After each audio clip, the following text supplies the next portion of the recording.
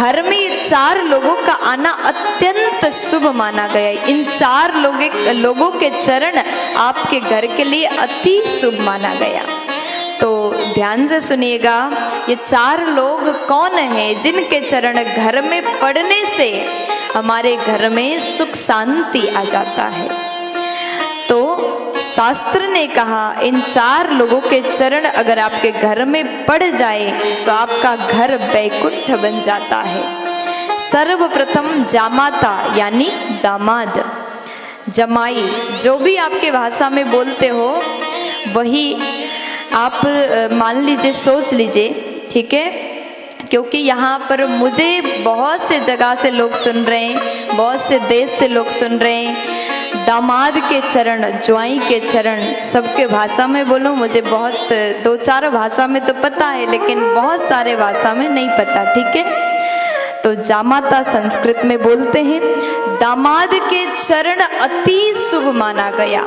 आपके घर में अगर दामाद साल भर में एक बार भी आए तो दामाद के चरण घर में पड़ना अत्यंत शुभ है। आपके घर में सुख शांति आती है। इसलिए कभी दामाद का निंदा मत करो, जमाई का तिरस्कार मत करो, दामाद का सम्मान करो। लेकिन दामाद के बारे में उतना बोलने की जरूरत मुझे नहीं है, क्योंकि दामाद जी अगर घर में आते हैं तो उनके लिए अलग ही स्वागत किया जाता है, 56 भोग खिलाया जाता है, खूब सेवा किया जाता है। और पहले दामाद जी और दूसरे नंबर में ननंद। अब यहाँ हर भाभियों को सुनने की जरूरत है, क्योंकि ननंद ज्यादा घर में आए तो भाभियां पहले से मुंह बना लेती हैं, मुंह फुला लेती हैं। ननंद अगर घर में आए तो वो चरण, ननंद के चरण भी अति शुभ माना गया। वो घर भी वैकुंठ हो जाता है जिस घर में दामाद आते हैं, जिस घर में ननंद आती है। इसलिए सब भाभियां जितने मुझे सुन रहे हैं, आपके घर में भी आपकी ननंद आ जाए तो मुंह मत बनाना, जितना हो सके सेवा करना, जितना हो सके 56 भोग उनको खिलाना और कहना कि बार बार आया करो। क्योंकि ननंद अगर घर में बार बार आए, ननंद भी समझदार होती है, साल भर में एक बार आती हैं, और किसी किसी की बहुत जल्दी हफ्ते भर में 3 बार आ जाते हैं, है ना। तो ननंद का सेवा करो, इनका चरण भी अति शुभ माना गया। तीसरे नंबर में कहा भांजा, ननंद के बेटा, भांजा के चरण भी अत्यंत शुभ है। घर में अगर भांजा आए तो भगाना मत, उनसे रूठ करके बात मत करना। भांजा के चरण भी आपके घर के लिए शुभ है, उनको भी घर में आना चाहिए।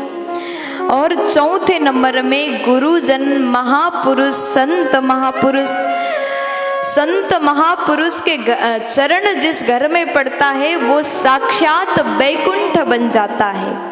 और संतों के चरण जिस घर में हो जाए वो घर के भाग्य खुल जाता है, उस घर के लोग धन्य हो जाते हैं जिस घर में संत का चरण आ जाता है, चरण पड़ता है।